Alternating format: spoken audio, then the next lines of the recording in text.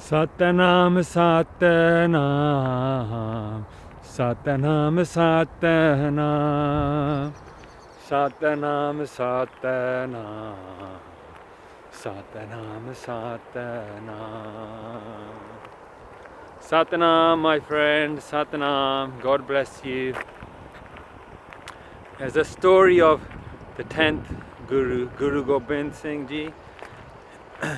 In those days, 300 years ago, the Sikhs had horses. Horses were like their brothers. They loved their horses. Horses rode them into battle. And once Guru Gobind Singh Ji was on a horse with his troops behind him, and the horse wouldn't go into the field. And the Sikhs said, "Why doesn't your horse go into the field?" The horse's name was Neela, which means blue, but the horse is bluish grey in colour. He said, "Neela won't go into this field because it's growing tobacco leaves, tobacco plant." And that was against the principles. So this horse was so well trained under Guru Gobind Singh Ji's control.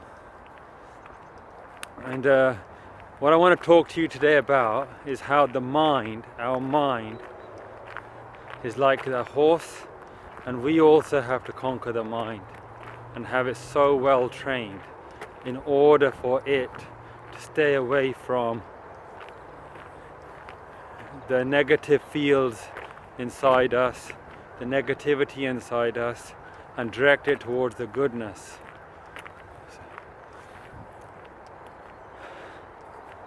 So let me give you an example of the mind, how it causes us problems in meditation. So I remember, about 20 years ago when I got blessed by my guru, and I was really determined to get up early and do my Simran, remember God's name, Satnam. And I had a shower, got ready, got up, sat down, closed my eyes. And after a while saying Satnam, Satnam, Satnam, I was trying to concentrate, but my mind, the wild horse, it just wouldn't want to stay on the straight and narrow road of saying Satnam, Satnam, Satnam. It kept jumping around. It jumped around into the field of anger. What was I angry about? I kept thinking of this guy I knew who was struggling with money at university, and I lent him £2,000, which was a lot of money now. Is even more money 20 years ago. And he kept promising to pay back when he'd get a job. He got a job, he got a very good job with a bank, and he never paid the money back. So now when I sat to meditate, for some reason that kept coming in my mind. And my anger towards him, that I'd been betrayed.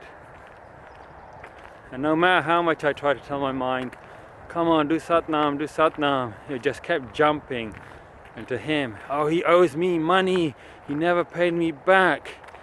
What a crook. I was cheated, how dumb I was, how stupid I was."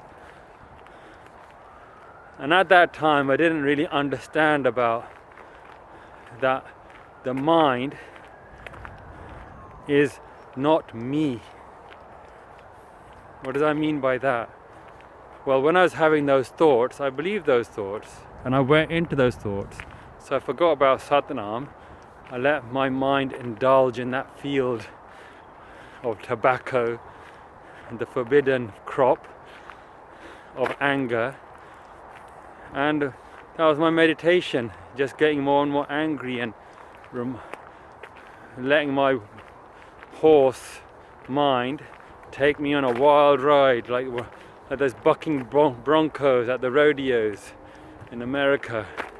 Those wild horses, untrained, trying to jump up, kick their legs up, trying to get that rider off. So that my mind was out of control. And obviously it wasn't a good experience meditating. I felt more angry and upset at the end of it than I did at the start.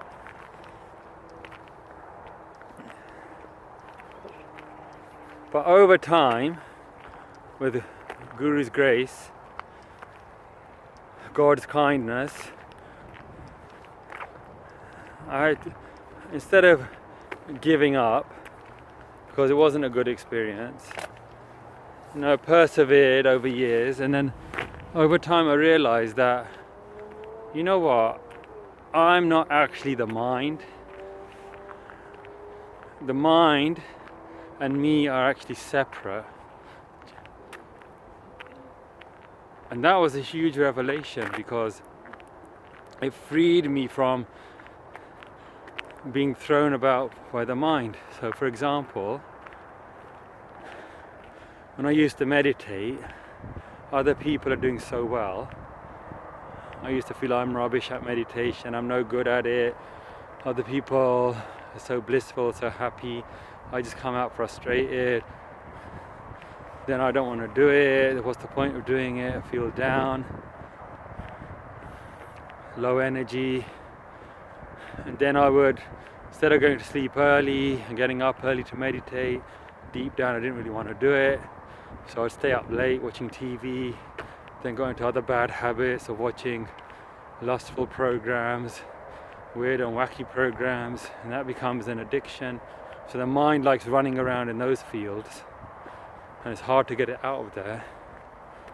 But then once with God's grace, I got the wisdom that whatever the mind is feeling, the emotions and the thoughts,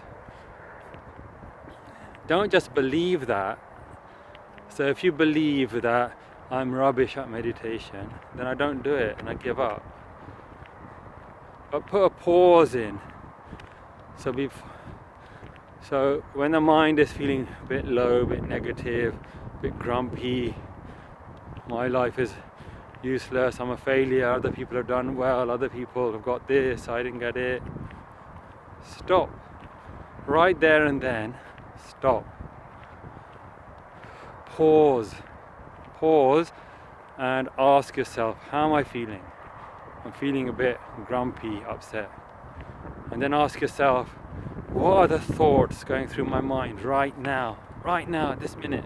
Catch them, take a picture of them, freeze them in time. And then I'd notice the thoughts are like, I am a failure. Nothing happened for me. Other people are better. I am useless. My dreams never came true. I'm never going to make it. And then, with God's wisdom, God's grace, I got the wisdom. Now look at each of those sentences, those statements that are running my mind. Like, I'm a computer programmer, so when you write code, each of those lines of code are statements that make the program do something. So look at the programming of our mind, looked at each statement, analysed it, and what did I notice? Each word, each line had a word. I, me, mine. And then with God's grace, I asked, so who's talking? I, me, mine. Who's talking? Ego. Ego is talking. Ego is talking. So it's actually my ego. It's like the mind of the horse. So the horse, it's got its own, the mind, it's got its own energy. It wants to do what it wants. It didn't get what it wanted. We could call that the ego, the mind of the horse, or the lower consciousness. It's talking, it's complaining, it's blaming. And then, with God's grace, I realized, but that's not the real me. That's the horse talking. That's the horse who wants to run off into the field of negativity, who doesn't really have any wisdom, just wants to follow its, I want this, I don't want that, I got this, I didn't get that. It's not a wise horse, it's not a trained horse.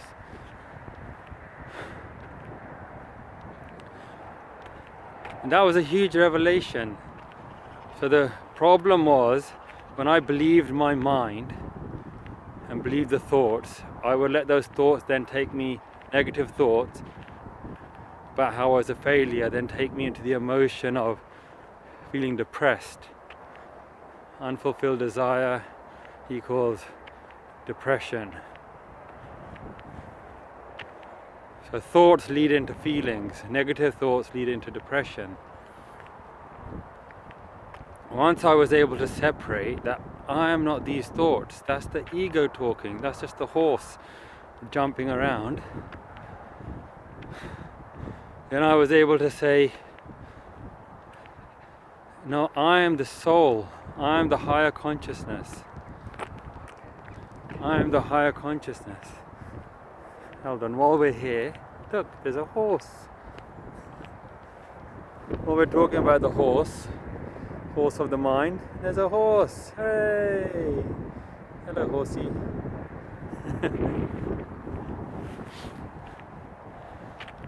So it's like the jockey realizing that Guru Gobind Singh Ji was separate from his horse Neela. But in our mind, in our consciousness, we don't realize I am not the body, I am not the mind, I am the soul. I am not the body, I am not the mind, I am the soul. And what's the name of the soul? Is like a drop of light from the ocean of light. And what's the name of that light? Sat, truth. Name, naam. So we say Sat Naam to remind this mind, this horse that's jumping around in all the forbidden fields of anger, lust, greed, attachment, pride, chasing desires, and running away from fears. You have to realize I am not the horse, I am not the mind. I am not the mind, I am not the body. The body just does what the mind says. I am the soul. Satnam, Satnam, Satnam, Satnam.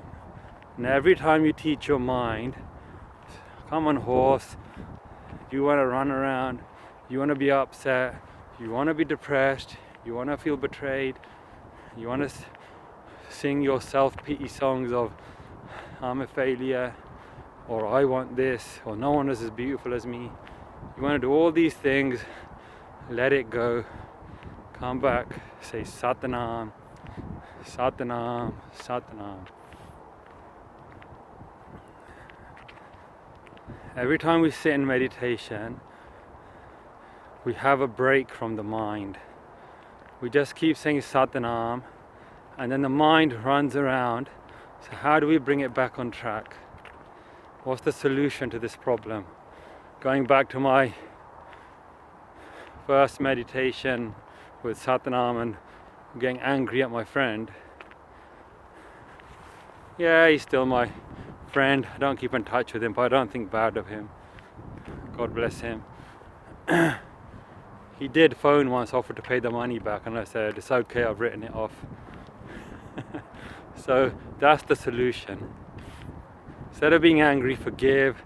Instead of thinking it's my money, teach the mind, you know what, God gave me the money, God gave it to him. Whatever he sowed, he's going to have to reap. And after that, God's given me good jobs. Money never finished, kept coming. So attitude of giving, forgiveness, my horse mind calmed down, cooled down. Realizing that I'm not the mind, I'm not these thoughts, I am a failure, my life, nothing, I've got nothing that's mine, I, me, mine. Realizing that these thoughts are all the horse talking and complaining. So in meditation, when we sit down, we're taking a break from the mind. We sit down, close our eyes, pray to God, pray to Guru. I can't meditate. I can't control this wild horse. It's just way too powerful for me. I don't know what I am. I think I am these thoughts. But with your grace, Satnam, with your grace, bless me, bless me. I forgive everyone, I wash everyone's feet. Nothing is mine, everything is yours. Let go of, teach the mind, the horse, to stop running around. And then the third Guru said in Anand Sahib, the beautiful prayer, Anand Sahib, the Song of Bliss, he talks to his mind in so much love. It's like Guru Gobind Singh Ji on his horse, Neela. So the third Guru is saying to the mind, "E man pyarya, O my beloved mind, tu sada sach samale, cherish the truth always and forever." Look how beautifully the third Guru is talking to his mind. He loves the mind can be our enemy, can take us into negativities and can take us into hell. And if we talk to it with love, so when our mind's running around, talk to it with love. This horse, oh mind, I know you're upset. I know you didn't get what you wanted. I know things haven't happened how you wanted. But just for the next half an hour while we meditate, 2 hours, 3 hours, 4 hours, let it go, let it go, let it be. I'm not the body, I'm not the mind, I'm the soul. Satanam, Satanam, Satanam. Keep bringing it back with love to Satanam, Satanam, Satanam. And then I got so much peace. And then along with that is service, seva. Serve others, help others, volunteer, go to the religious places. Great opportunity to serve others. And I always used to get peace when I did that. And I realized why, because in that time when I'm serving others, my mind isn't thinking about itself. It's thinking, oh, this poor person, this hungry person, this disabled person, this person who needs assistance. And I'm thinking of something else, the other. And I got peace. And then I realized with God's grace that, why do I get peace then? Because I'm not thinking about myself. My I, me, and mine thoughts have stopped. They turn into you, yours, and helpful thoughts for someone else. So these two things go together. Simran, remembering God's name, Satanam, and service, helping others. So just to summarize, you are not the mind. These thoughts, these negativities, these emotions that are in you, they're running us. But that's just like an untrained jockey who, like those rodeos, who's getting tossed around everywhere. We want to go from that to being masters of this mind, like Guru Gobind Singh Ji was on his horse Neela. His horse Neela was so trained he wouldn't even go into that field of poison, the tobacco leaves. And our mind needs to become so trained with so much love, just as the Sikh warriors loved their horses. Love your mind. Love your mind. Teach it not to ride into the darkness. Turn around and ride into the sun. Satanam, Satanam, Satanam. God bless you. I hope that helps you to separate yourself from the negativities and negative emotions that we have to deal with every day. I'm not the mind, I'm not the body, I'm the soul. Satanam. God bless you.